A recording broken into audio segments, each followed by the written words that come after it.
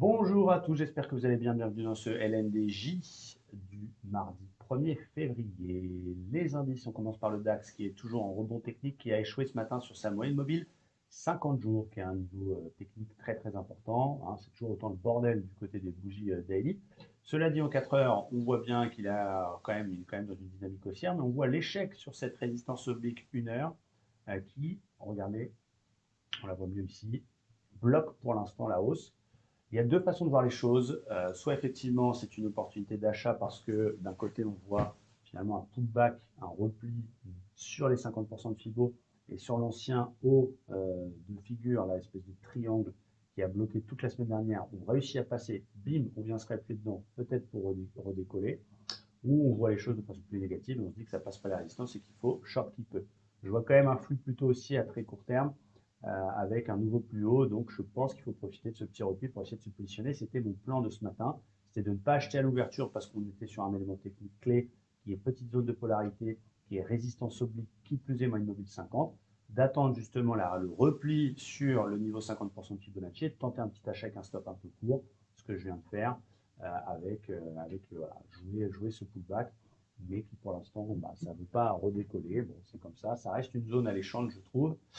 Voilà, après, il y a des gros résultats, il y a Google, il y a Facebook cette semaine, il y a Amazon, donc il y a peut-être aussi un petit peu de prudence. J'aime pas trop la gueule de la bougie lunaire, mais bon, pour l'instant, ça reste mon plan du matin, c'était plutôt de payer ce repli, cette zone actuelle, sur signal technique. Donc ça peut être un petit avalement M15, ça peut être une petite bulle en M5, ça peut être une petite divergence. Ça a le cul un peu lourd ce matin, mais il faut essayer de profiter des replis. Bravo à ceux qui ont pris le double top tout en haut.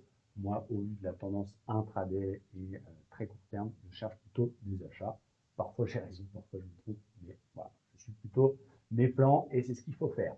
Je pense tenter d'acheter cette zone, ce repli, dans la zone de l'ancien Audrey la semaine dernière sur les niveaux.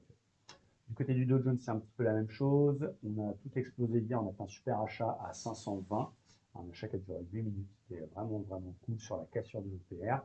Il a échoué sur la moyenne mobile 20. C'est aussi un niveau Fibonacci intéressant parce que c'est les 50% de toute la baisse du dernier gros mouvement baissier et aussi 61,8 du vrai dernier mouvement baissier 1 heure. Regardez, c'est de la frapper. Voilà, on va enlever ça. Clac. Donc niveau clé, divergence baissière sur ce niveau-là.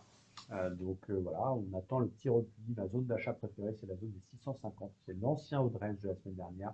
Donc on n'a fait que du ping-pong. Je tenterai un achat de nouveau vers 650 environ pour tenter de payer le Dow Jones. Je ne shorte pas ce marché qui va rebondir, même s'il y a une belle divergence 1 heure et que je comprends bien les systématiques.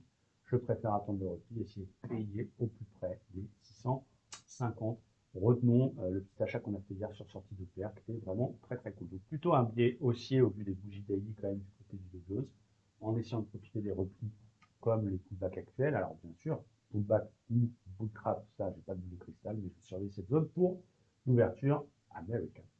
Donc voilà pour mes deux indices préférés. J'espère que ça vous aide bien. C'est LFDJ. Je vous souhaite une très belle séance et je vous dis à très vite. Ciao, bye bye.